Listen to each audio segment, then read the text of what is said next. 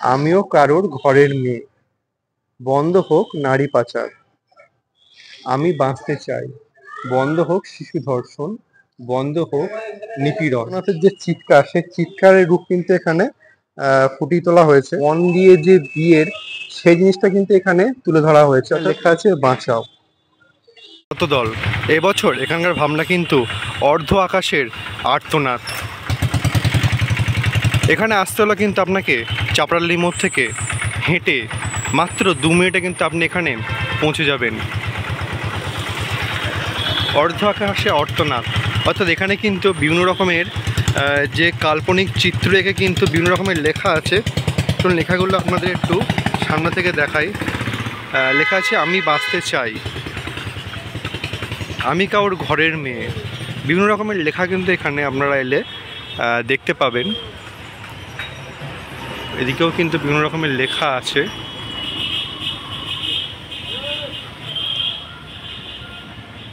আর এদিকেও কিন্তু পুরো মণ্ডপটি কিন্তু বিভিন্ন রকমের যে লেখা এবং বিভিন্ন রকমের যে হাতের কাজের মাধ্যমে কিন্তু মণ্ডপটি ফুটিয়ে তোলা হয়েছে, দেখতেই পাচ্ছেন। আর উপরে কিন্তু একটি মূর্তি টাইপের করা হয়েছে এই যে। আর এখানে কিন্তু ফিঙ্গারপ্রিন্ট টাইপের কিছু একটি করা হয়েছে এখানে। নাম? আমার নাম শ্যামজিৎ পোদ্দার। আপনাদের ক্লাবের নাম? শতদল সংঘ। আচ্ছা, এবছর আপনাদের ভাবনা কি আছে? অর্ধ আকাশের আর্তনাদ। বাসক থেকে কিভাবে আসবে আপনাদের পুজো মণ্ডপে? ভাড়াতে আপনি যদি ট্রেনে আসেন, বাস স্টেশনে নেবে, ওখান থেকে হেঁটেই আসতে হবে, কারণ ওই সময় তো আর যানবাহন পাওয়া যাবে না, মানে নো এন্ট্রি থাকবে। আর বাসেও আসতে গেলে সেই মধ্যমগ্রাম পর্যন্ত আসবে, সেখান থেকে অন্যভাবে আসতে হবে, কারণ সব নো এন্ট্রি হয়ে যাবে যাতে সময়। আচ্ছা, এবছরের থিম সম্পর্কে কিছু একটু বলুন আপনাদের ভাবনা সম্পর্কে। না, এই বছরে অর্ধ আকাশের আর্তনাদে এটাই আমরা মিনিং করেছি যে অর্ধ আকাশ একটা, মানে পুরো আকাশ জুড়ে নারী আর পুরুষ, সেখানে অর্ধ মানে নারী, অর্ধ আকাশে নারী, সেই নারীর জীবন যন্ত্রকে তুলে ধরা হয়েছে। এই এই যে সেন্স যে একটা গরিব ঘরে কোনো একটা মেয়ে জন্মালো, তার বাবা তাড়াতাড়ি তাকে বিয়ে দেওয়ার চেষ্টা করে, এবার সেইখানে সঠিকভাবে যায়, সে সঠিক পাত্রস্থ নাও হতে পারে, বা বিভিন্নভাবে যা পয়সা না থাকলে যেটা হয় আর কি, অনেক সময় ছেলেরা সেই বাড়ি থেকে দাঁড়িয়ে চাকরি বাকরি পেয়ে যায়, কিন্তু মেয়েদের ক্ষেত্রে তাকে তাড়াতাড়ি বিয়ে দেয়। সেখান থেকে সেই মেয়েটার দুর্ভাগ্য থাকলে তাকে হয়তো এমন সময় দেখা যাচ্ছে যে পতিতা পল্লীতে আশ্রয় নিয়েছে, তার পরবর্তীতে সে আর্তনাদ করছে যে আমাকে এখান থেকে মুক্তি দাও। এটাই আমরা তুলে ধরেছি। এবং মায়ের কাছে সে বলছে যে আপনি, মাকে বলছে তুমিও মহিলা আমিও মহিলা, তোমাকে পুরুষ পুজো করছে আর আমাকে এইভাবে ব্যবহার করছে, এটাই জাস্ট তুলে ধরা। ভিতরে কি আকর্ষণ থাকছে আপনাদের? ভেতরে কি আকর্ষণ থাকছে? ভেতরে প্যান্ডেলের সব হাতের কাজ থাকছে, এই সমস্ত ব্যাপারে যে বিভিন্ন ঘটনাগুলোকে আমরা প্রিন্ট আকারে দেওয়া হয়েছে। দর্শকদের কি বলবো? দর্শকদের বলবো আপনারা আসুন, অবশ্যই ভালো লাগবে। মানে একটা শিক্ষামূলক থিম আমাদের, যে মানুষ যাতে ভালো হয়। একটা মানুষের তো ভালো খারাপ দুটো দিক থাকে, আমরা চেষ্টা করছি ভালো দিকটাই তার জাগ্রত হোক, খারাপ দিকটা আলোতে জাগ্রত হোক, আর খারাপ দিকটা অন্ধকারে চলে যাক। 57তম বর্ষ। আপনাদের উদ্বোধন কবে আছে? 19 তারিখ। 19 তারিখের পর থেকে দর্শনার্থীরা প্রবেশ করতে পারবে? 20, 21, 22, 23 4 দিন আমাদের পারমিশন। 4 দিন দর্শনার্থীরা প্রবেশ করতে পারবে। ধন্যবাদ। এখানে পুরো মণ্ডপ জুড়ে কিন্তু বিভিন্ন রকমের যে কাল্পনিক চিত্র, সেই চিত্র কিন্তু এখানে ফুটিয়ে তোলা হয়েছে। দেখুন এই যে এখানে কিন্তু একটি ছোট যে মূর্তি, সেই মূর্তি টাইপের এখানে কিন্তু করা হয়েছে। আমাদের কান্না, স্টপ অ্যাবিউজ, বিভিন্ন রকমের কিন্তু এখানে যে চিত্র, সেই চিত্র কিন্তু এখানে তুলে ধরা হয়েছে। দেখুন এই হচ্ছে পুরো মণ্ডপটি। চলুন আস্তে আস্তে এবারে মণ্ডপের ভিতরের দিকে প্রবেশ করা যায়। মণ্ডপের ভিতরে কিন্তু বিভিন্ন রকমের যে কাপড়ের কাজ কিন্তু এখানে করা হয়েছে। আর এখানে কিন্তু বিভিন্ন রকমের যে মূর্তি, সেই মূর্তি কিন্তু এখানে রাখা হয়েছে। আর এখানে যে বিভিন্ন রকমের যে ডিজাইনের কাজ কিন্তু এখানে করা হয়েছে, দেখলে বুঝতেই পারছেন। আর এখানে কিন্তু বিভিন্ন রকমের যে আর্তনাদ, সেই আর্তনাদ কিন্তু এখানে খুব সুন্দরভাবে ফুটিয়ে তোলা হয়েছে।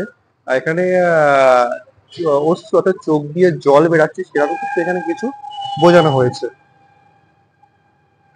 এখানে কিন্তু খুব সুন্দর যে মহিলার যে পরি ডিজাইনের, সেই ডিজাইন কিন্তু এখানে করা হয়েছে, পরি ডিজাইন অর্থাৎ।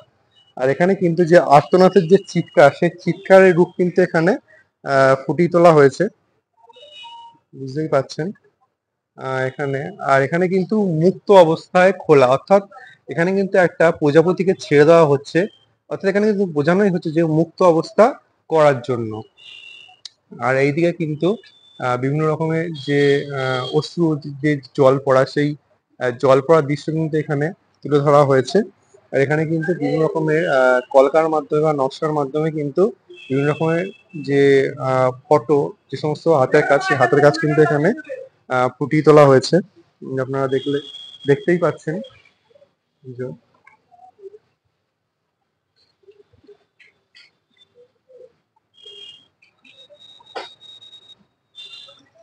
ভিতরের কাজগুলো কিন্তু খুব সুন্দর, নিখুঁত ভাবে কিন্তু হাতের কাজগুলো এখানে করা হয়েছে।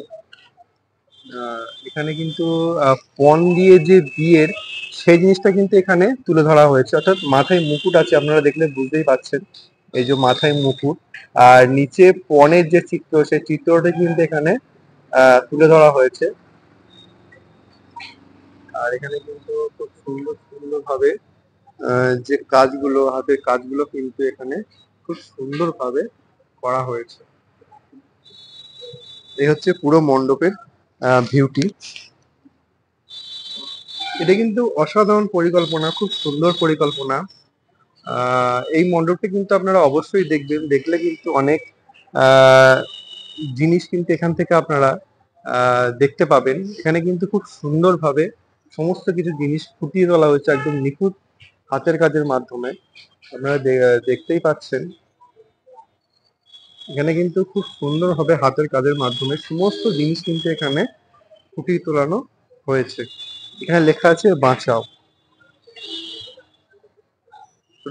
মন্দিরকে কি হচ্ছে কাজ একটু দেখা যাক।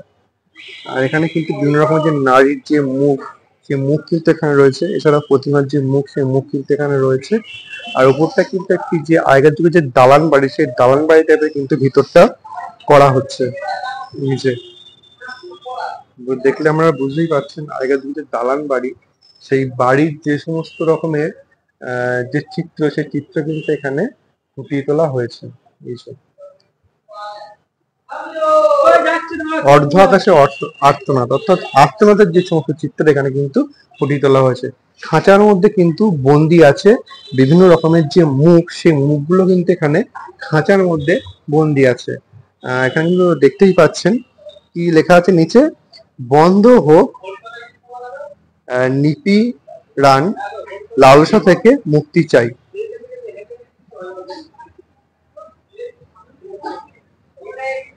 সামনের দিকে যাওয়া যাক। আর এখানে কিন্তু খাঁচা দিয়ে যে সমস্ত লাইটিং এর কাজ কিন্তু করা হয়েছে, এখানে যে লাইটিং দেখতেই পাচ্ছেন।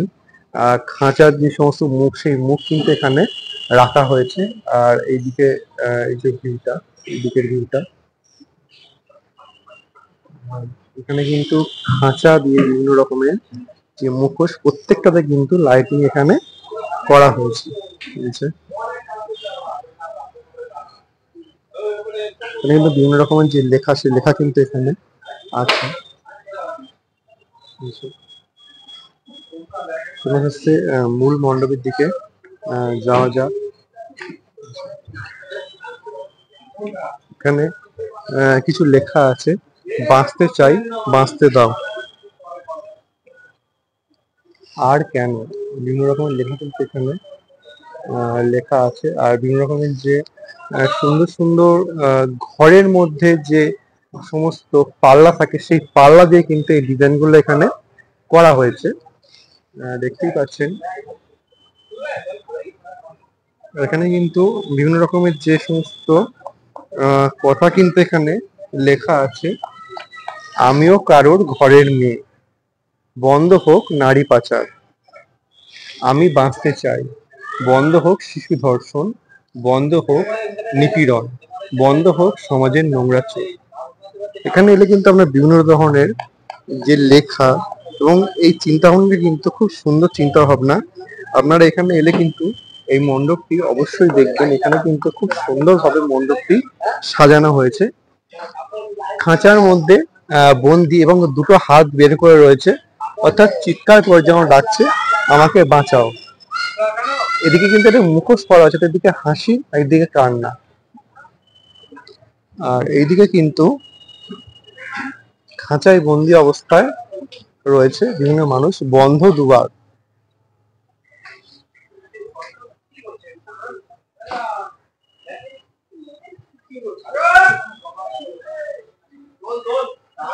বাঁচাও লেখা আছে, বাঁচাও বাঁচতে চাই, লালসার চোখ অন্ধ হোক, বন্দি আর থাকবো না।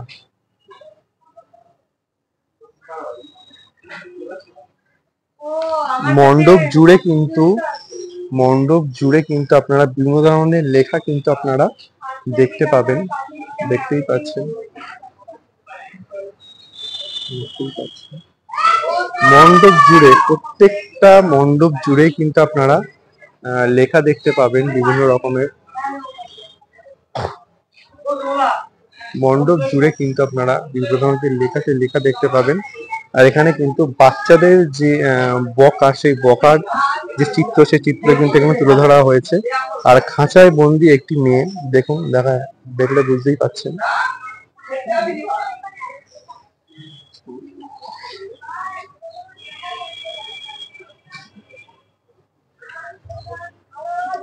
আর উপরে কিন্তু খুব বৃহৎ একটা জানলা বা দরজা টাইপের করা হয়েছে।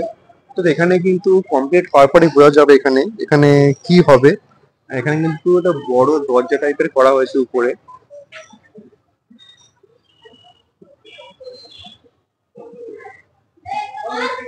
এক কথায় কিন্তু অসাধারণ থিম, খুব সুন্দর চিন্তা ভাবনা। পুরো মণ্ডপটি আপনাদের একটু দেখাই দূর থেকে। মণ্ডপের ভিতরটা কিন্তু খুব সুন্দর ভাবে সাজানো হয়েছে।